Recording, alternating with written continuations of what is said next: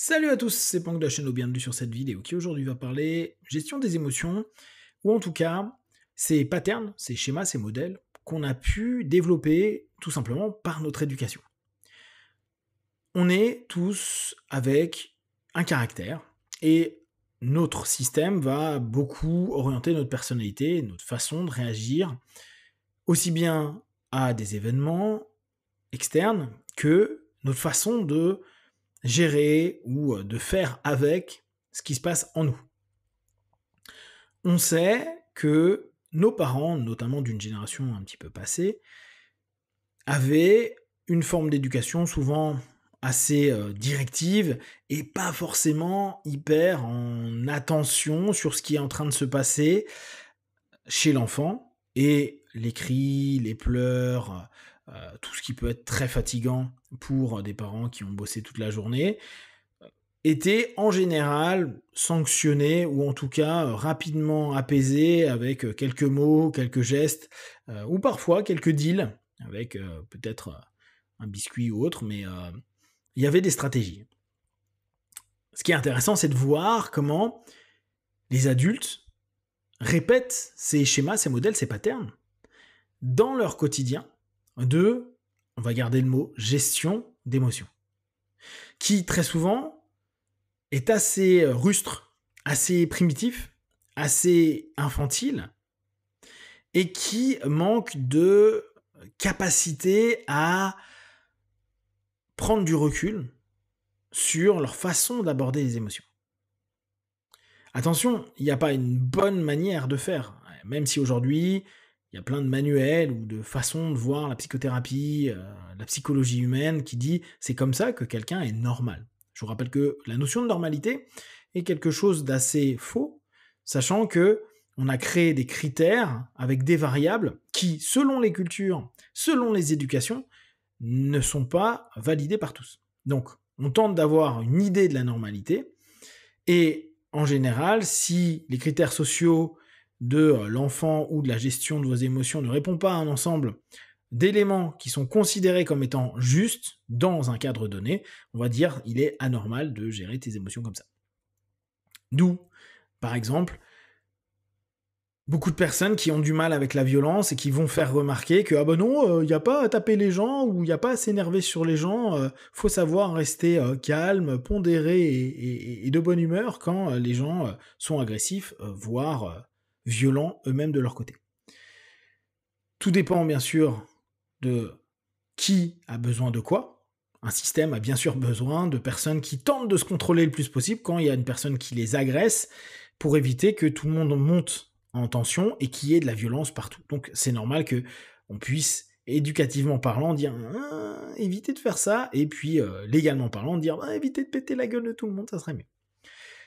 Ce qui est remarquable dans les sessions en cabinet, c'est donc de voir à quel point il est souvent remis en question la façon dont les partenaires vivent leur comportement et leurs émotions. Beaucoup vont dire « je suis nul, je suis pas capable de gérer ma colère, ma tristesse, mon anxiété, mes peurs », en oubliant que ça fait partie d'une part de leur caractère de naissance, puis de leur personnalité, c'est-à-dire ce qui a été en plus développé avec les systèmes éducatifs, sociaux qu'ils ont eus. Et bien sûr, le « il est bien » est limité la plupart du temps au champ de perception parentale. Les parents qui empêchaient les enfants de crier, de pleurer, de s'énerver, de s'agacer, chacun avait ses problématiques aussi en tant que parent, peuvent avoir créé une mauvaise gestion, par exemple, de la colère, parce que à chaque fois qu'il y avait des cris, il y avait une sanction émotionnelle, physique ou éventuellement cognitive. Et de même, pour les personnes qui vont être, par exemple, de nature anxieuse, donc qui vont avoir peut-être plus souvent que d'autres jeunes une peur, une projection vers le futur et des scénarios où, ils ont toujours l'impression de tout voir en négatif, il peut se passer que, très souvent, il y ait une répression par rapport au fait de dire « j'ai peur ». Mais non, t'as pas à avoir peur. Il faut savoir aller au-delà de ces peurs, voir une violence psychologique, des formes d'humiliation, voire physique, les fameuses douches froides que beaucoup d'enfants ont pu vivre quand ils ont des crises de nerfs, quand ils ont des crises d'anxiété, etc., etc. Alors aujourd'hui, je pense que pour une génération qui est un petit peu plus ouverte dans la parentalité, ça pourrait sembler surprenant, mais pour notre génération et les générations d'avant encore plus, c'était pas forcément quelque chose de terrible. Par contre, ça fait que nos consultants, ils ont encore ces schémas qui sont complètement puérils. Ce sont des schémas d'enfants. Quand j'ai de l'anxiété, j'ai pas le droit de l'exprimer. Parce que, en général, ça me fait des crises de larmes et que c'est complètement stupide d'avoir des crises de larmes et je pourrais avoir des crises de larmes n'importe où et je trouve ça complètement débile d'avoir des crises de larmes, surtout qu'il n'y a aucune raison pour laquelle j'ai une crise de larmes, donc je vois pas pourquoi je devrais le faire. Mais c'est bon, tes parents sont pas là pour t'engueuler parce que t'as une crise de larmes. Pour dire, il y a des gens qui ont plus de problèmes que toi et arrête de pleurer pour rien. Ou sinon, je vais te faire pleurer pour une raison. T'auras une raison de pleurer. Les fameuses phrases assez mythiques. Hein. Et il y a dans la considération d'une acceptation du fait que on a le droit d'avoir ces émotions, d'avoir peur, d'avoir de l'anxiété, d'avoir de la nostalgie, d'avoir de la tristesse, d'avoir de la colère, d'avoir de la surprise, d'avoir toutes les émotions que vous voulez, sans que les conséquences comportementales que vous avez, des pleurs, des larmes, envie de taper, envie de crier, envie de bouger partout, envie de péter un câble, soit quelque chose de négatif. L'intérêt, il est vrai, d'un cabinet, c'est de dire, mais vous avez le droit de tout faire pendant 7 heures avec moi. Vous avez le droit de lâcher psycho-émotionnellement, somatiquement, ce que vous avez retenu. Une libération émotionnelle, on pourrait dire une libération psycho-physio-émotionnelle.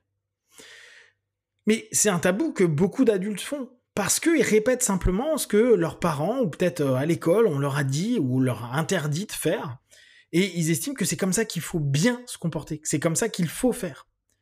Mais c'est pas le cas. Aujourd'hui, si vous êtes adulte, prenez du temps, prenez un instant de présence avec vos émotions.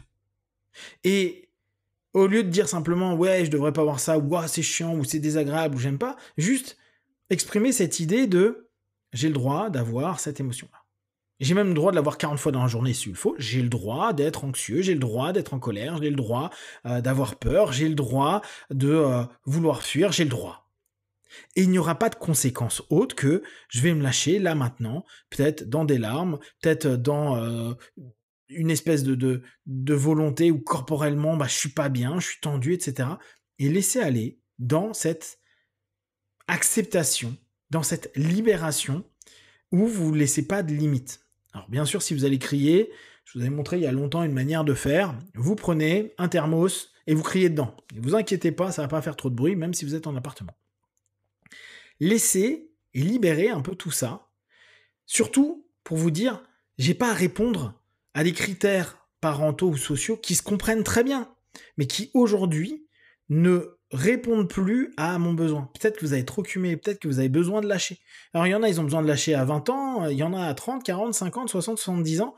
Il y a des moments où vous avez besoin de lâcher. Vous avez besoin de laisser cette tension qu'il y a à l'intérieur et de pas la juger négativement, vous allez la juger de toute façon, mais pas juste dire c'est pas bien, faut pas, jamais, il faut que je tienne, et juste faire allez, ça part. Et je pleure pendant 2 heures, je pleure pendant 2 heures, je pleure pour rien, je m'agace pour rien, je m'agace pour rien. Et si ça dure 2-3 jours, ça dure 2-3 jours. Mais soyez-le dans une démarche active de vous dire c'est pour me sentir mieux, pour enlever t'as pas le droit, il faut pas, normalement tu devrais pas faire ça. Enlevez les principes qui vous ont été proposés et juste observez et autorisez-vous. J'ai le droit de. Si vous avez des questions, des remarques, vous les partagez sur Facebook, YouTube. Comme d'habitude, ne prenez que ce qui est bon et juste pour vous tester, observer, analyser et conclure. Be one. Ciao.